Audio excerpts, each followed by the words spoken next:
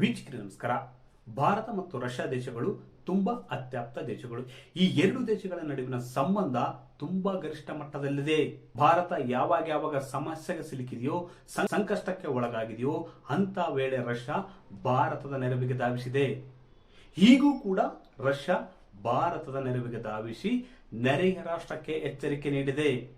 ರಷ್ಯಾದ ಅಧ್ಯಕ್ಷರಾಗಿರ್ತಕ್ಕಂಥ Vladimir Putin ಅವರು ತಮ್ಮ ರಾಯಭಾರಿ ಮೂಲಕ ಬಾಂಗ್ಲಾದೇಶಕ್ಕೆ ಖಡಕ್ ಎಚ್ಚರಿಕೆ, ಖಡಕ್ ವಾರ್ನಿಂಗ್ ಅನ್ನು ನೀಡಿದ್ದಾರೆ.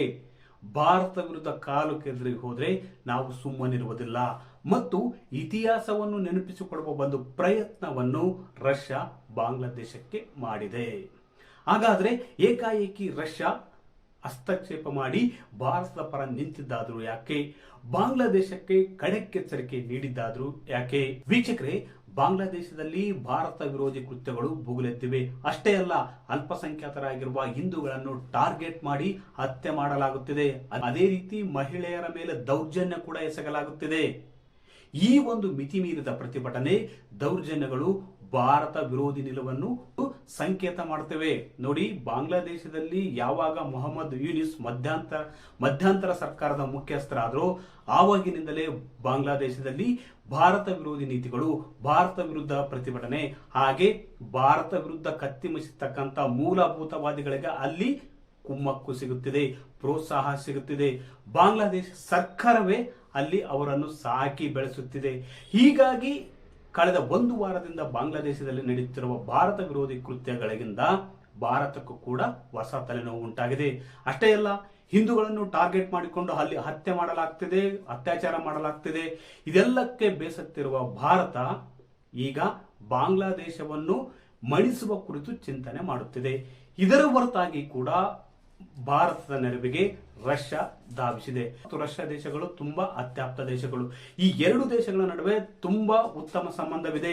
ಕಳೆದ 45 ವರ್ಷಗಳಿಂದ ಭಾರತ ಮತ್ತು ರಷ್ಯಾ ಉತ್ತಮ ಸಂಬಂಧವನ್ನೇ ಹೊಂದಿವೆ.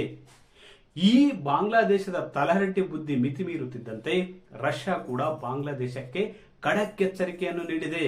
ಅದು ಏನಪ್ಪ ಅಂದ್ರೆ, 1971 ವಾರನ್ನು ನೆನಪಿಸಿಕೊಳ್ಳಿ. ಬಾಂಗ್ಲಾದೇಶ ಸ್ವಾತಂತ್ರ್ಯವಾಗುವುದಕ್ಕೆ, ಬಾಂಗ್ಲಾದೇಶ ವಿಮೋಚನೆಗೊಳ್ಳುವುದಕ್ಕೆ ಭಾರತ ಕಾರಣ. ಭಾರತದ ಸಹಕಾರ ಸಹಾಯದಿಂದ ಬಾಂಗ್ಲಾದೇಶ ಇವತ್ತು ಸ್ವತಂತ್ರ ದೇಶವಾಗಿ ಉದಯಿಸಿದೆ. ಇಂಥ ದೇಶದ ವಿರುದ್ಧ ನೀವು ಪ್ರತಿಭಟಿಸುತ್ತಿರುವುದು ಮತ್ತೆ ಕತ್ತಿ ಮಸೀಯುತ್ತಿರುವುದು ಸರಿಯಲ್ಲ.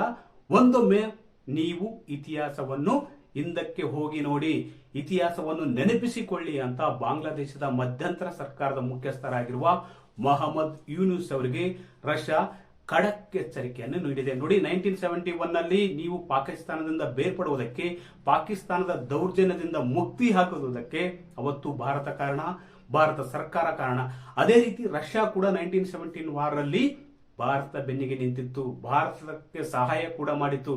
ಹೀಗಾಗಿ ನೀವು ಭಾರತವನ್ನು ಯಾವುದೇ ರೀತಿಯ ಭಾರತ ವಿರೋಧಿ ನಿಲುವಿಗೆ ನೀವು ಧ್ವನಿಗೂಡಿಸಬಾರದು, ಭಾರತ ವಿರುದ್ಧ ಪ್ರತಿಭಟಿಸಬಾರದು. ಹಾಗೆ ಹಿಂದೂಗಳ ಹತ್ಯೆಗೆ, ದೇಶದಲ್ಲಿನ ಅಲ್ಪಸಂಖ್ಯಾತರ ಮೇಲೆ ಯಾವುದೇ ಕಾರಣಕ್ಕೂ ನೀವು ದೌರ್ಜನ್ಯ ಮಾಡಬಾರದು ಅಂತ ರಾಯಭಾರಿಯಾಗಿರುವ ಅಲೆಕ್ಸಾಂಡರ್ ಗ್ರಿಗೋರಿಚ್ ಕೋಜಿನ್ ಅವರು ಬಾಂಗ್ಲಾದೇಶಕ್ಕೆ ಒಂದು ಎಚ್ಚರಿಕೆಯನ್ನು ನೀಡಿದ್ದಾರೆ. ನೀವು ಯಾವುದೇ ಕಾರಣಕ್ಕೂ ಭಾರತ ವಿರೋಧಿ ನಿಲುವನ್ನು ತಾಳೆಬಾರದು. ಭಾರತ ವಿರುದ್ಧ ಬಾಂಗ್ಲಾದೇಶದಲ್ಲಿ ನಡೆಯುತ್ತಿರುವ ಷಡ್ಯಂತ್ರವನ್ನು ಮಟ್ಟ ಹಾಕದಿದ್ರೆ ಎರಡು ದೇಶಗಳ ನಡುವೆ ಶಾಂತಿ ಸ್ಥಿರತೆ ಕಾಪಾಡುವುದಕ್ಕೆ ಸಾಧ್ಯವಾಗುವುದಿಲ್ಲ. ದಕ್ಷಿಣ ಏಷ್ಯಾದ ಎರಡು ರಾಷ್ಟ್ರಗಳ ನಡುವೆ ಶಾಂತಿ ಮತ್ತು ಸ್ಥಿರತೆ ಇದ್ದಾಗ ಮಾತ್ರ ಆ ದೇಶಗಳು ಪ್ರಗತಿ ಹೊಂದುವುದಕ್ಕೆ ಸಾಧ್ಯ.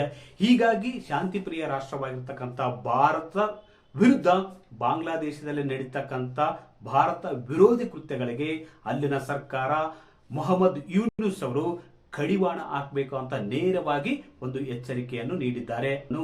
ಬಾಂಗ್ಲಾದೇಶದಲ್ಲಿ ಹೇಗೆ ನಿಭಾಯಿಸುತ್ತೆ, ಎರಡು ದೇಶಗಳ ನಡುವಿನ ಸಂಬಂಧವನ್ನು ಹೇಗೆ ಸುಧಾರಿಸುತ್ತೆ ಎಂಬುದು ಕೂಡ ಕಾದು ನೋಡಬೇಕಾಗಿದೆ. ವೀಕ್ಷಕರೇ, ಈ ಮಾಹಿತಿ ಇಷ್ಟವಾದಲ್ಲಿ ವಿಡಿಯೋ ಶೇರ್ ಮಾಡಿ, ಲೈಕ್ ಮಾಡಿ, ಕಮೆಂಟ್ ಮಾಡಿ.